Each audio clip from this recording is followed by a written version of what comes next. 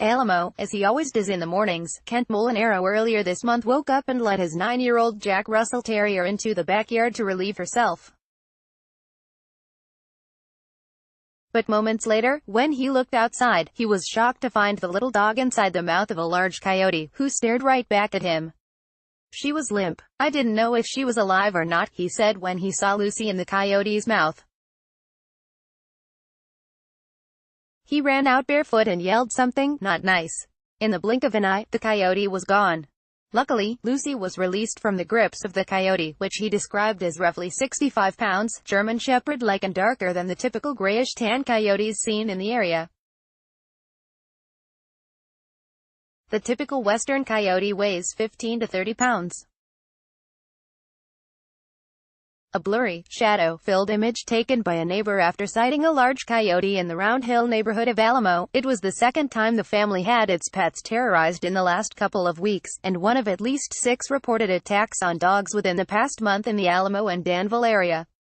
The Molinaros lost their beloved 12-year-old dog, Enzo, also a Jack Russell Terrier, on June 25. He'd disappeared one morning, and wasn't found until 5 days later, his small body partially eaten, in front of a neighbor's home. "We were shocked," said Tina Molinaro.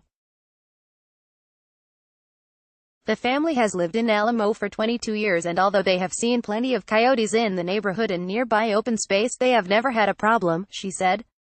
She said they have heard of cats being killed but not dogs.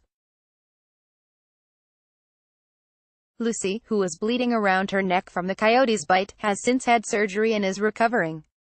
This week, she sported a red bandana to cover her wounds, wagged her tail, and stared out the sliding glass door to go outside, where she used to spend most of her time. Her family, like other pet owners in the area, are reconsidering how and when to let their pets outside now. Since late June, there have been at least 4 dog deaths, 3 other dog attacks by coyotes, reports of dead or missing cats, and numerous sightings of the coyotes in the Alamo and Danville area. According to residents in the area, the first reported death occurred June 16 when a 17-pound Chihuahua named Julius was taken and never seen again. On June 25, Enzo was snatched, and on July 2, a 4-year-old pug named Lucy was killed in Danville. Another Yorkie was also killed, though it's not known exactly when. Elaine Goldie, Julius's owner, said her husband had let out Bianca, their 4-year-old Maltese, to relieve herself. But she made a sound they never heard of before, a frantic barking, almost screeching. It was then that Julius, 13, ran out ahead of her. He disappeared into the darkness, presumably straight into the jaws of the awaiting coyote. He was never seen again. He didn't even have a chance to fight, Goldie said. Nicole Kozitsky, a warden of the State Department of Fish and Wildlife for Contra Costa County, said unfortunately such attacks could become common, especially with smaller dogs. "It could be that one of the coyotes got a taste for it," said Kozitsky, who has been with the department for almost 30 years. According to the department, coyotes exist in every county in the state, and Fish and Wildlife gets calls about sightings or attacks on pets daily.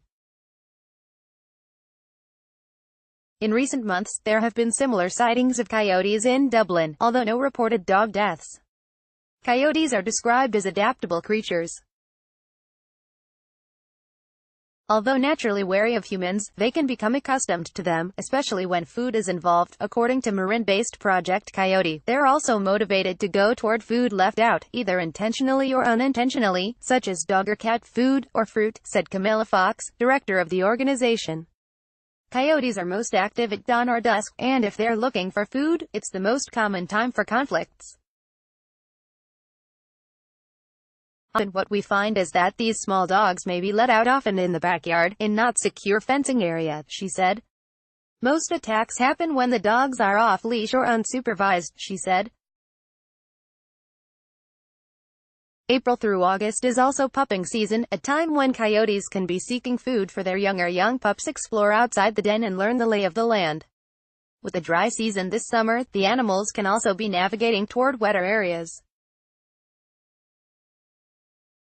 There have been sightings, for example, at the Round Hill County Club in Alamo, off Stone Valley Road, within walking distance of the attacks against Enzo, Lucy and Julia's. The lush golf course could attract other animals looking for water, such as rabbits and squirrels, which coyotes typically prey on, Kozycki said.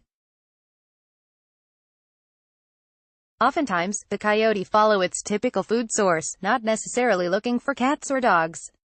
But it could have discovered the area is filled with domestic animals which can be easier to catch than wild ones, Kozycki said. Fish and wildlife will not get involved in eradicating a coyote unless it's a threat to humans. Wildlife experts say attacks against humans are rare, but possible. A 2004 published study conducted by UC Davis titled Coyote Attacks, an Increasing Suburban Problem, reported 48 attacks on humans in a 5-year period.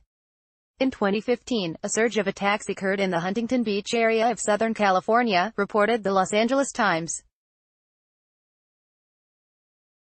In 1 year, at least 58 pets in the area were reportedly killed or attacked. Residents can shoot a coyote if it's threatening their property, which includes their pets, Kozycki said.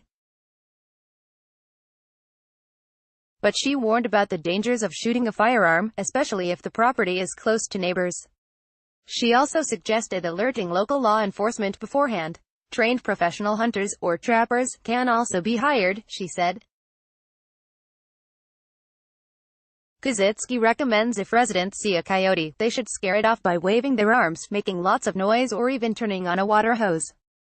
Project Coyote recommends keeping trash bins secure, picking up fruit from backyards, keeping dogs on leashes during walks, avoiding dog walks at dusk or dawn, and picking up small dogs when a coyote is spotted.